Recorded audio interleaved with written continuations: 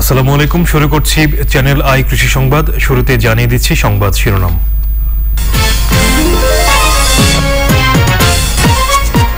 বন্যার ক্ষতি পুষিয়ে নিতে নেত্রকোনায় রবি শস্য আবাদে ঝুঁকছেন কৃষক, ঘুরে দাঁড়ানোর আশা। এবং জেলায় জেলায় কৃষি বিষয়ক নানা কর্মসূচি, ক্ষতি পুষিয়ে নিতে চলছে সরকারি প্রণোদনা বিতরণ।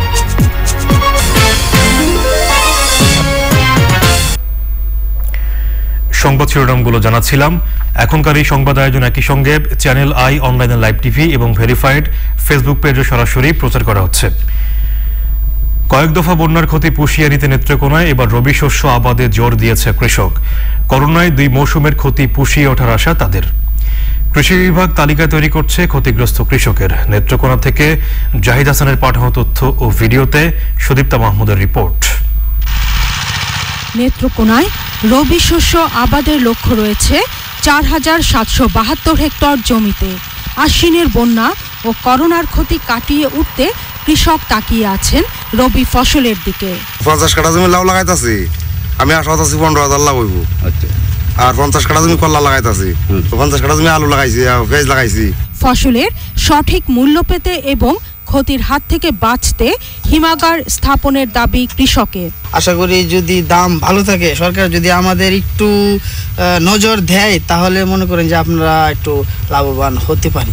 90 কাঠার মধ্যে আমরা আশা করতেছি প্রায় 8 লক্ষ টাকার মতো আমদানি আসতে পারে। এর মধ্যে আপনার খরচ যাবে প্রায় 3.5 থেকে 4 লক্ষ টাকা। কৃষি বিভাগ বলছে বন্যায় জমিতে পলি পড়ায় এবার ফসলের ভালো ফলন পাওয়া যাবে। করোনা কারণে অনেক কৃষকের অনেক ক্ষতিগ্রস্ত হয়েছে এবং আমাদের পরপর 3-4 বার বন্যায় কৃষকের ক্ষতি হয়েছে।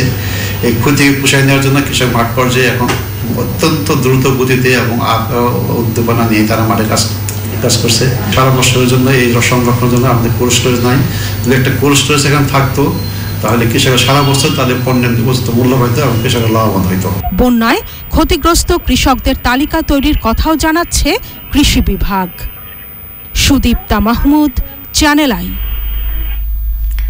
চ্যানেল আই কৃষি সংবাদে এবার বিরতি, আর বিরতির পর যা থাকছে। বিরতির পর চ্যানেল আই কৃষি সংবাদে আবার আমন্ত্রণ। গাইবান্ধার গোবিন্দগঞ্জে কৃষি পুনর্বাসন ও কৃষকদের প্রণোদনা বিতরণ করা হয়েছে।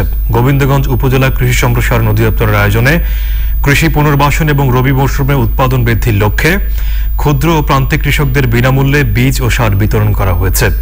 এ উপলক্ষে উপজেলা কৃষি অফিস চত্বরে উপজেলা নির্বাহী অফিসার রামকৃষ্ণ বর্মনের সভাপতিত্বে অনুষ্ঠানে অতিথি ছিলেন স্থানীয় সাংসদ প্রকৌশলী মনোয়ার হোসেন চৌধুরী। কর্মসূচির আওতায় 6500 কৃষককে এবং রবি মৌসুমে উৎপাদন বৃদ্ধির লক্ষ্যে 2785 জন কৃষককে বীজ ও সার বিতরণ করা হয়। জেলায় জেলায় কৃষি বিষয়ক কর্মশালা, কৃষক প্রশিক্ষণ ও মাঠ দিবস অনুষ্ঠিত হয়েছে। বিভিন্ন জেলায় বন্যার ক্ষতি পুষিয়ে নিতে সরকারি প্রণোদনার অংশ হিসেবে কৃষককে বীজ ও সার বিতরণ করা হয়েছে। এসব কর্মসূচি নিয়ে প্রতিনিধিদের পাঠানো তথ্য ভিডিওতে রয়েছে সুদীপ্তা মাহমুদের রিপোর্ট। বোরো ধানের ফলন বৃদ্ধিতে করণীয় বিষয়ে আঞ্চলিক কর্মশালা হয়েছে দিনাজপুরে। বাঁশেরহাটের ব্র্যাক লার্নিং সেন্টারে বাংলাদেশ ধান গবেষণা ইনস্টিটিউট আয়োজিত কর্মশালায় অতিথি ছিলেন কৃষি মন্ত্রণালয়ের সচিব মেজবাহুল ইসলাম। ধানের উৎপাদন বৃদ্ধি ও কৃষককে লাভজনক করার লক্ষ্যে যশোরের শার্শার বাগ আচরায় কৃষক মাঠ দিবস হয়েছে। মাগুরায় দক্ষিণ পশ্চিমাঞ্চলীয় সমন্বিত পানি সম্পদ পরিকল্পনা ও ব্যবস্থাপনা প্রকল্পের মাধ্যমে পানি সাশ্রয়ী উচ্চ ফলনশীল ধান চাষে উদ্বুদ্ধকরণ বিষয়ে মাঠ দিবস হয়েছে। মাঠ দিবসে শালিখা উপজেলার ধোপাখালীতে একটি প্রদর্শনী প্লটে বিনা ধান 17 জাতের শস্য কাটা ও ফলন পর্যবেক্ষণ করা হয়। সাতক্ষীরায় কৃষি যন্ত্র চালক ও মেকানিকদের নিয়ে 2 দিনের প্রশিক্ষণ কর্মশালা হয়েছে। বিনের পোতায় বাংলাদেশ ধান গবেষণা ইনস্টিটিউটের সম্মেলন কক্ষে জুম প্ল্যাটফর্মের মাধ্যমে কর্মশালার উদ্বোধন করেন ব্রির মহাপরিচালক ডক্টর মোহাম্মদ শাহজাহান কবির। সাতক্ষীরায় লবণাক্ত জমির ফলন বৃদ্ধির লক্ষ্যে বাংলাদেশ পরমাণু কৃষি গবেষণা ইনস্টিটিউট বিনার উপকেন্দ্রে আয়োজিত অনুষ্ঠানে 50 জন কৃষক অংশ নেন। কর্মশালায় আমন ধান কর্তনপূর্বক পরবর্তী ব্যবস্থাপনা ও বীজ সংরক্ষণ এবং মসুর ডালের উৎপাদন কৌশল নিয়ে প্রশিক্ষণ দেয়া হয়। রাজশাহীর গোদাগাড়িতে কৃষকদের মধ্যে বিনামূল্যে ধান বীজ বিতরণ করা হয়েছে। গোদাগাড়ি কৃষক প্রশিক্ষণ হল রুমে 200 কৃষককে 600 কেজি হাইব্রিড জাতের ধান বীজ বিতরণ করা হয়। সম্প্রতি বন্যার ক্ষতি পুষিয়ে নিতে শেরপুরে 11,900 ক্ষুদ্র ও প্রান্তিক কৃষককে বীজ ও সার প্রদান করেছে কৃষি সম্প্রসারণ অধিদপ্তর। 2020-21 অর্থ বছরের রবি মৌসুমে কৃষি পুনর্বাসন ও কৃষি প্রণোদনা কর্মসূচির আওতায় এসব সার বীজ বিতরণ করা হয়। বরিশালে নবান্ন উৎসব অনুষ্ঠিত হয়েছে। বরিশাল জেলা প্রশাসনের আয়োজনে সার্কিট হাউস প্রাঙ্গণে নবান্ন উৎসবের উদ্বোধন করেন জেলা প্রশাসক SM Ajiur Rahman.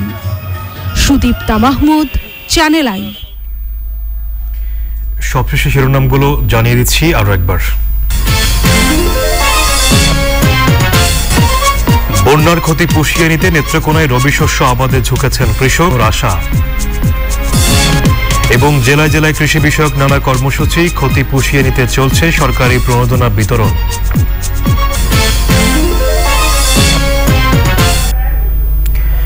Channel I কৃষি সংবাদের আজকের আয়োজনে পর্যন্তই। পরবর্তী সংবাদ আয়োজনে আমন্ত্রণ জানিয়ে শেষ করছি। ধন্যবাদ সবাইকে।